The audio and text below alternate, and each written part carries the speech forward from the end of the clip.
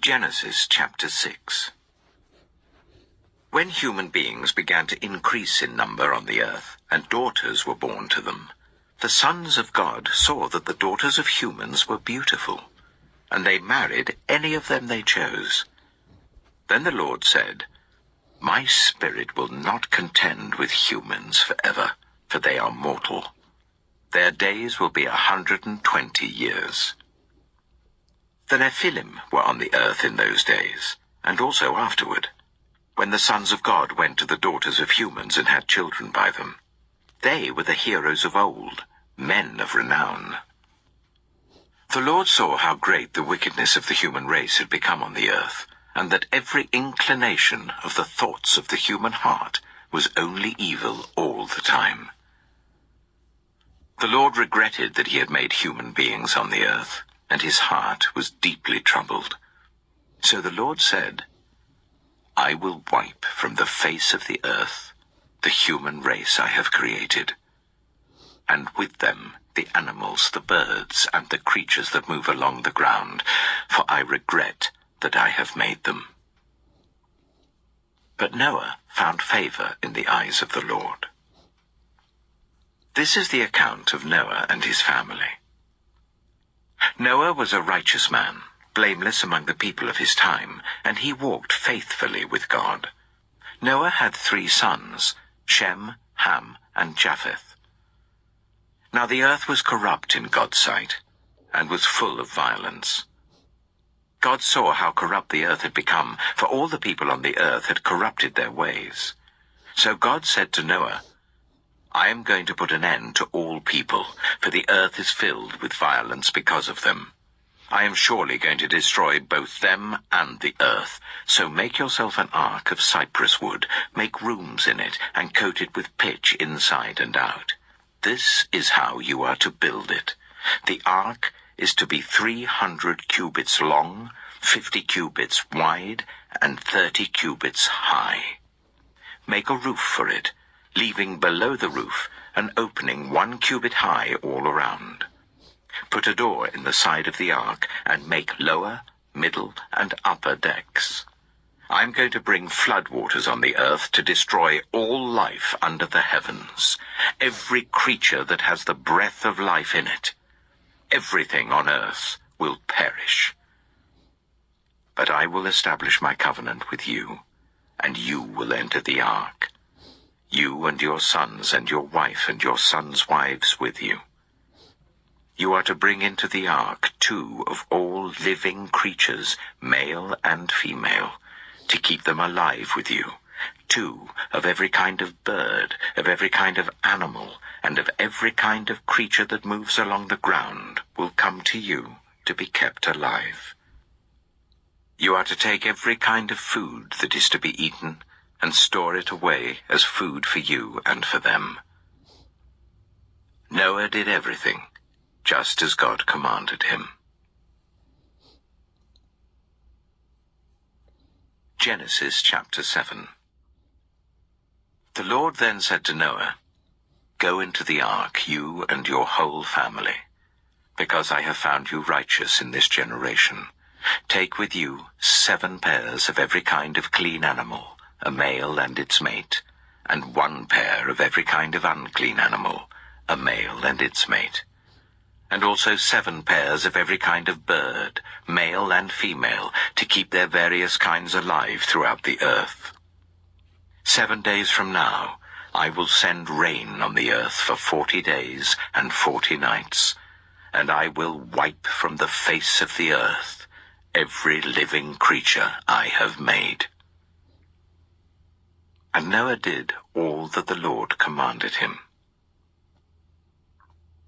Noah was 600 years old when the floodwaters came on the earth.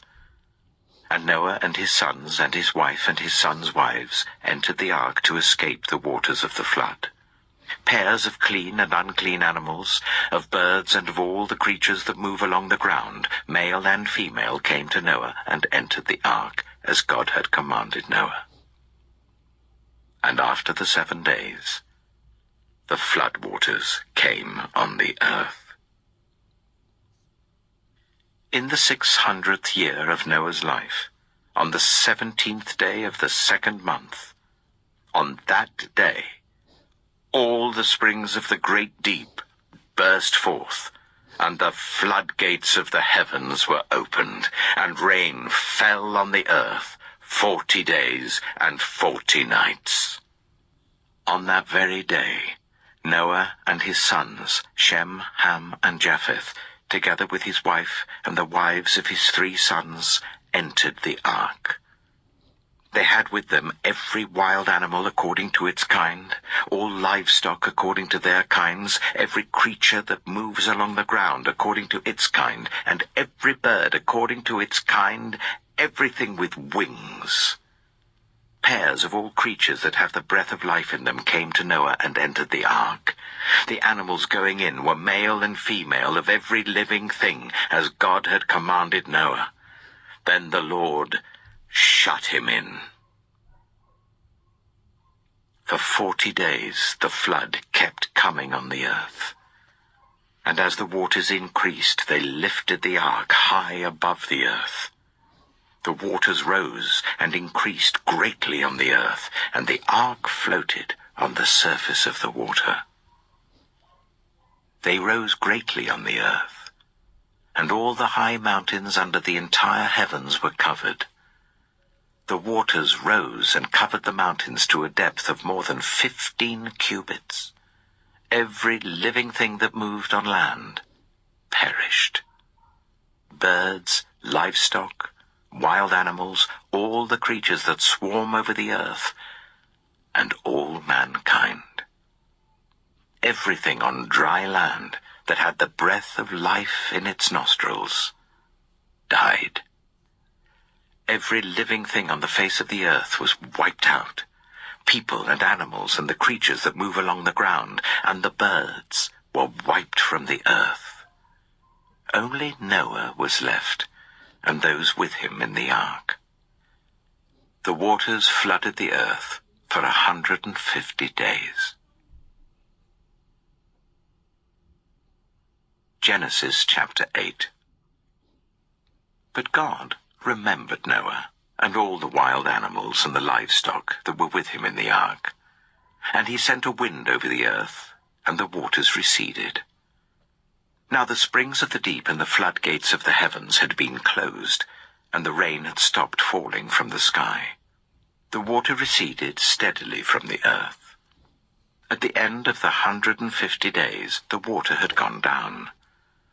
And on the 17th day of the 7th month, the ark came to rest on the mountains of Ararat. The waters continued to recede until the 10th month, and on the first day of the 10th month, the tops of the mountains became visible. After 40 days, Noah opened a window he had made in the ark and sent out a raven, and it kept flying back and forth until the water had dried up from the earth. Then he sent out a dove to see if the water had receded from the surface of the ground. But the dove could find nowhere to perch because there was water over all the surface of the earth. So it returned to Noah in the ark. He reached out his hand and took the dove and brought it back to himself in the ark. He waited 7 more days and again sent out the dove from the ark. When the dove returned to him in the evening, there in its beak was a freshly plucked olive leaf. Then Noah knew that the water had receded from the earth. He waited 7 more days and sent the dove out again, but this time it did not return to him. By the first day of the 1st month of Noah's 601st year, the water had dried up from the earth. Noah then removed the covering from the ark and saw that the surface of the ground was dry. By the 27th day of the 2nd month, the earth was completely dry. Then God said to Noah, "Come out of the ark, you and your wife and your sons and their wives. Bring out every kind of living creature that is with you, the birds, the animals, and all the creatures that move along the ground, so they can multiply on the earth and be fruitful and increase in number on it." So Noah came out, together with his sons and his wife and his sons' wives. All the animals and all the creatures that move along the ground and all the birds, everything that moves on land, came out of the ark, one kind after another. Then Noah built an altar to the Lord, and taking some of all the clean animals and clean birds, he sacrificed burnt offerings on it. The Lord smelled the pleasing aroma, and said in his heart, "Never again will I curse the ground because of humans, even though every inclination of the human heart is evil from childhood. And never again will I destroy all living creatures as I have done. As long as the earth endures, seed time and harvest, cold and heat, summer and winter, day and night, will never cease." Genesis chapter 9. Then God blessed Noah and his sons, saying to them, "Be fruitful and increase in number and fill the earth. The fear and dread of you will fall on all the beasts of the earth and on all the birds in the sky, on every creature that moves along the ground and on all the fish in the sea. They are given into your hands. Everything that lives and moves about will be food for you. Just as I gave you the green plants, I now give you everything. But you must not eat meat that has its lifeblood still in it. And for your lifeblood I will surely demand an accounting. I will demand an accounting from every animal, and from each human being too I will demand an accounting for the life of another human being. Whoever sheds human blood by humans, shall their blood be shed. For in the image of God has God made mankind. As for you, be fruitful and increase in number. Multiply on the earth and increase upon it." Then God said to Noah and to his sons with him, "I now establish my covenant with you and with your descendants after you, and with every living creature that was with you, the birds, the livestock, and all the wild animals, all those that came out of the ark with you, every living creature on earth. I establish my covenant with you. Never again will all life be destroyed by the waters of a flood. Never again will there be a flood to destroy the earth." And God said, "This is the sign of the covenant I am making between me and you and every living creature with you, a covenant for all generations to come. I have set my rainbow in the clouds, and it will be the sign of the covenant between me and the earth. Whenever I bring clouds over the earth and the rainbow appears in the clouds, I will remember my covenant between me and you and all living creatures of every kind. Never again will the waters become a flood to destroy all life. Whenever the rainbow appears in the clouds, I will see it and remember the everlasting covenant between God and all living creatures of every kind on the earth." So God said to Noah, "This is the sign of the covenant I have established between me and all life on the earth." The sons of Noah who came out of the ark were Shem, Ham, and Japheth. Ham was the father of Canaan. These were the 3 sons of Noah, and from them came the people who were scattered over the whole earth. Noah, a man of the soil, proceeded to plant a vineyard. When he drank some of its wine, he became drunk and lay uncovered in his tent. Ham, the father of Canaan, saw his father naked and told his 2 brothers outside. But Shem and Japheth took a garment and laid it across their shoulders. Then they walked in backward and covered their father's naked body. Their faces were turned the other way, so that they would not see their father naked. When Noah awoke from his wine and found out what his youngest son had done to him, he said, "Cursed be Canaan." The lowest of slaves will he be to his brothers. He also said, Praise be to the Lord, the God of Shem. May Canaan be the slave of Shem. May God extend Japheth's territory. May Japheth live in the tents of Shem, and may Canaan be the slave of Japheth. After the flood, Noah lived 350 years. Noah lived a total of 950 years, and then he died. Genesis chapter 10. This is the account of Shem, Ham, and Japheth, Noah's sons, who themselves had sons after the flood. The sons of Japheth: Gomer, Magog, Madai, Javan, Tubal, Meshach, and Tyras. The sons of Gomer: Ashkenaz, Riphath, and Togarmah. The sons of Javan: Elisha, Tarshish, the Kittites, and the Rodanites.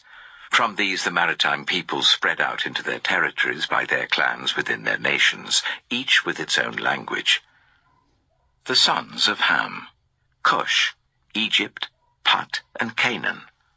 The sons of Cush: Seba, Havilah, Sabta, Reamah, and Sabteka. The sons of Reamah: Sheba and Dedan. Cush was the father of Nimrod, who became a mighty warrior on the earth. He was a mighty hunter before the Lord. That is why it is said, like Nimrod, a mighty hunter before the Lord. The first centers of his kingdom were Babylon, Uruk, Akkad, and Calnu in Shinar. From that land he went to Assyria, where he built Nineveh, Rehoboth, Calah, and Resen, which is between Nineveh and Calah, which is the great city. Egypt was the father of the Ludites, Anamites, Lehabites, Naphtuhites, Pathrusites, Casluhites, from whom the Philistines came, and Caphtorites. Canaan was the father of Sidon his firstborn, and of the Hittites, Jebusites, Amorites, Girgashites, Hivites, Archites, Sinites, Arvadites, Zemarites, and Hamathites. Later the Canaanites' clans scattered, and the borders of Canaan reached from Sidon towards Gerar as far as Gaza, and then towards Sodom, Gomorrah, Admah, and Zeboim as far as Lasha. These are the sons of Ham by their clans and languages, in their territories and nations. Sons were also born to Shem, whose older brother was Japheth. Shem was the ancestor of all the sons of Eber. The sons of Shem: Elam, Ashur, Arphaxad, Lud, and Aram. The sons of Aram: Az, Hul, Gether, and Meshech. Arphaxad was the father of Shelah, and Shelah the father of Eber. 2 sons were born to Eber. One was named Peleg, because in his time the earth was divided. His brother was named Joktan. Joktan was the father of Almodad, Sheleph, Hazamepheth, Jirah, Hadoram, Uzal, Dilah, Obal, Abimiel, Sheba, Ophir, Havilah, and Jobab. All these were sons of Joktan. The region where they lived stretched from Mesha towards Sephar in the eastern hill country. These are the sons of Shem by their clans and languages, in their territories and nations. These are the clans of Noah's sons, according to their lines of descent within their nations. From these, the nations spread out over the earth after the flood.